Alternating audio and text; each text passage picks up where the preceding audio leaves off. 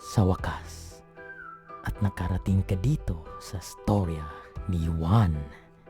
Hindi ito si Juan Tamad, kundi ito si Juan na istoryador. Magandang araw po sa inyong lahat, mga kababayan. Ako nga pala si Paul, na OFW po dito sa Singapore. Ito po yung bago nating programa, ang tinatawag nating storya ni Juan dito sa online po ito sa internet. So, meron tayong bagong programa. Ito po yung kauna-unahang programa po ng storya ni Juan. Ito po yung mga storyang ito ay gawa-gawa ko po ito na sana ay magustuhan po ninyo. Ito yung pang original na gawa ko po para sa inyo. Ito po pala ay Tagalog version ng ating storya ni Juan. Meron po tayong dalawang version. Ito po yung Bisaya version. So yung mga nakakaintindi ng Bisaya dyan, hello sa inyo. At dalawang klaseng version po ang ginagawa ko po palagi. Pag may time po ako, pagkatapos ng aking trabaho, ako nga pala ay isang software developer po dito sa Singapore. Tapos ginawa ko po ito at least meron tayong alternative na parang radyo na rin.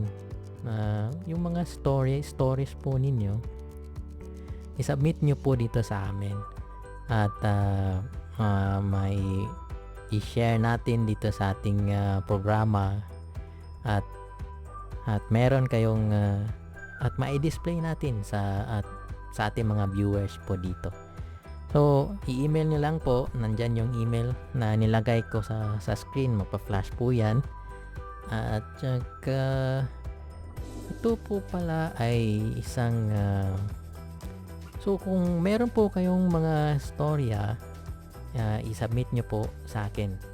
At yung mga storya nyo po parang yung may makukuha po tayo ng magandang aral, at saka yung mga medyo may funny na mga storya, pero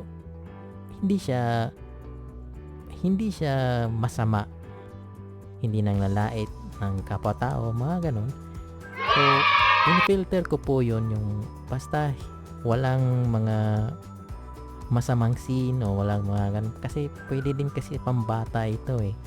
So, kung may pambatang storya kayo dyan o may lumili ka sa isip ninyo po na pwede kayong mag-submit dito at gawan ko ng ganito at mapipicture ko dito sa storya ni Juan. Ito po pala ay isang original na creation ko po. Ito ay pinamagatang Ang Isang Matabang Manok ni Mang Diego. So, itong storyang ito ay episode po ito.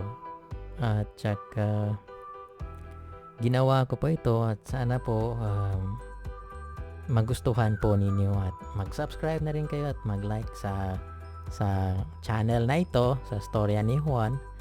At isa-shoutout ko din po kayo. So kung gusto niyo yan, isa-shoutout ko yun, i-display ko yung names niyo doon sa screen while magsasalita po ako. Oh no! Okay po. So, itong Isang Matabang Manok ni Mang Diego ay isa po itong storya o episode po ito. Ito po yung kauna-unahan ko pong episode na ipifeature dito. Ito po ay gawa ko mismo ng Ang Matabang Manok ni Mang Diego. Isang matabang manok lamang po ni Mang Diego. So, tara at pakinggan natin, sisimulan na natin yung storyang ito. Ito po yung first episode in Tagalog version sa storya ni Juan po. Noong unang panahon, sa isang malayong bukirin sa Don Carlos, Bukidnon, sa isla ng Mindanao. May isang matandang magsasaka na ang pangalan ay si Mang Diego na hindi kilala sa kanilang lugar at halos hindi makilala ng kanyang mga kapitbahay. Kasi nga sa sobrang low profile neto at hindi mahilig ito makihalupilo sa kanyang mga kapitbahay. Kasi sa sobrang layo din kasi ng distansya sa bawat bahay nila doon. Alam niyo naman po yung mga nasa bukid, ano? Mga bundok. Bukid. Okay, bundok. Sa Tagalog. At parang naka-social distancing na rin po masyado sa isa't isa. Ito po yung klarong social distancing. Itong si Mang Diego ay may asawa na ang pangalan ay si Ate Amelia, na very supportive sa kanyang asawang si Mang Diego. At syempre, mayroon din silang isang anak na uniko iho na si Eduardo, 12 taong gulang, na very helpful sa kanyang mga magulang sa araw-araw na pag-aasikaso ng kanilang farm. Tapos si Eduardo, syempre, ay nag-aaral pa po ito. At in fairness sa batang ito talaga, ang kanyang utak ay hindi Pentium 2. Alam mo yung Pentium 2? Kasi nakarelate po ako sa computer. Medyo mabagal po pag Pentium 2. Okay? Oh no! At saka bagkus, ito ay matalino. At even though sa kanilang sitwasyon na hindi ito yung masimpleng buhay lang nila. Medyo mahirap na buhay sa bukid nila. This family ni Mang Eduardo ay takot sila sa Panginoon. May takot sila sa Panginoon. Kasi despite sa kanilang kahirapan, hindi sila manggagansyo ng ibang tao. Lalong-lalo na pagdating sa pera na hindi sa kanila. Alam na na itong si Mang Diego ay mahilig talaga sa pagtatanim ng samot-saring gulay sa kanilang maliit na lupain. Nakasya lang sa kanilang mga pangaraw-araw na pagkain at may konting pang ibenta sa kanilang marketplace. Siguro sa ipaskill.com. Pwede. Baka online din pala itong si Mang Diego, ah. Maka-online din pala ito eh. Teke. Di biro lang. At kung may benta silang konti, ay ibibili na nila ito ng 1 kilo ng bigas o 5 kilo ng bigas para complete meal at para happy yung family ni Mang Diego. Dahil nga ito sa mamang ito ay mahilig magtanim sa kanilang maliit na lupain. So, isang araw, may conversation na nagaganap sa pagitan nila Mang Diego at Mang Amelia. Sorry, Ate Amelia. Tara, pakinggan natin sila. Mang Diego, nasaan ka magandang lalaki kong asawa? Habang si Ate Amelia ay nagluluto sa kanilang dirty kitchen. I'm here, my dear Amelia. Busy pa ako sa pag-take care ng ating mga gulay at yung mga kakanin, like yung mga kamote natin at yung parang kasaba ata ito eh. Yung gagawing kasaba cake para may saing natin ngayong umaga kasi habang tulog pa si Eduardo at Tsaka, Lunes pa naman din ngayon. May pasok pa itong si Eduardo sa pag-aaral niya at parang may paon din siya na madala mamaya. Kasi sa sobrang layo din ng lalakaran ni Eduardo kasi. Pang Diego, that's more than enough pa sa ating kakainin araw sa araw na ito eh. Sige ka, baka mapanis yan. Sige ka. Ay, oo nga no. Dar Amelia. Sorry. I almost forgot. Mali yung estimate ko na naman sometimes makakalimot pa ako, Dar Amelia. Ay nako, ikaw talaga pang Diego. Most of the time talagang nakakalimot ka. Parang gas-gas na talaga yung style mo. Kasi pang, just tell me pang na gusto mo talagang yung kamote na yan. Kaya pala, tumataba yung gulay at yung mga kakanin natin Ay nako, kasi sa sobrang dami ng usok na lumalabas sa yung malakas na pangangatawan pang. Tumpak ka dyan talaga, Dara Amelia. By the way, Dara Amelia, anong oras na ba ngayon? Please help me check anong oras na ngayon, Dara Amelia, kasi si Eduardo di pa rin kumising Ay oo nga pang. Ito kasing batang ito Ay nako. Baka nakatulog na naman ito saglit after mag-alarm ng kanyang iPhone. Busy kasi itong anak kong ito sa assignment niya gabi-gabi. Kasi mahilig din kasi mag-aaral itong batang ito.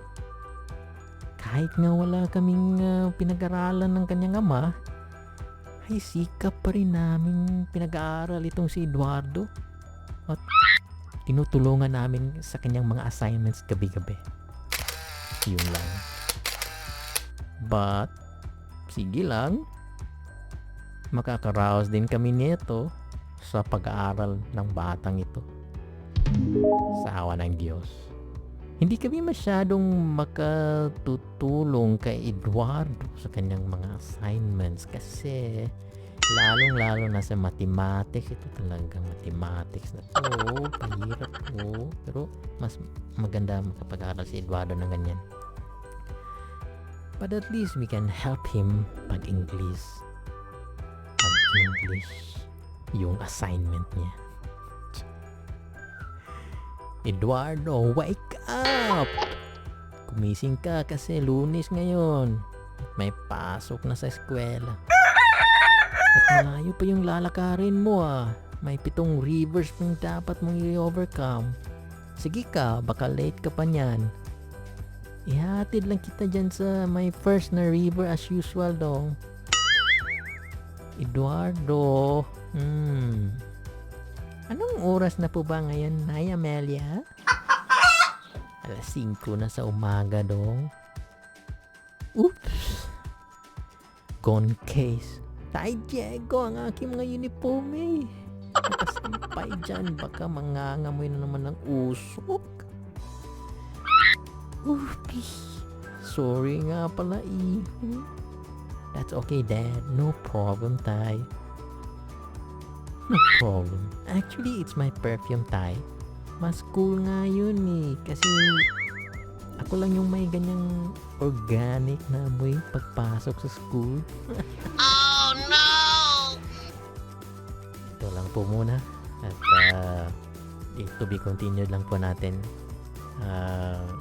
sa next episode po natin.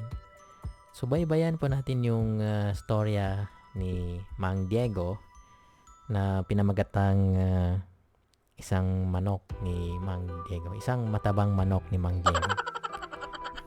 Bakit nga po pala isa lamang po yung matabang manok niya?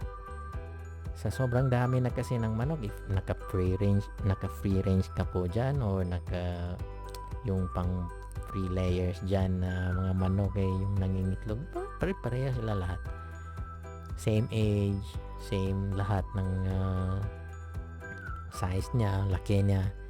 Kasi balance yung pagpapakain. Pero may isang manok si Mang Diego na medyo kakaiba. Ewan ko lang din bakit kakaiba ito. Siya lang yung isang mataba dyan. At ewan ko kung tingnan natin.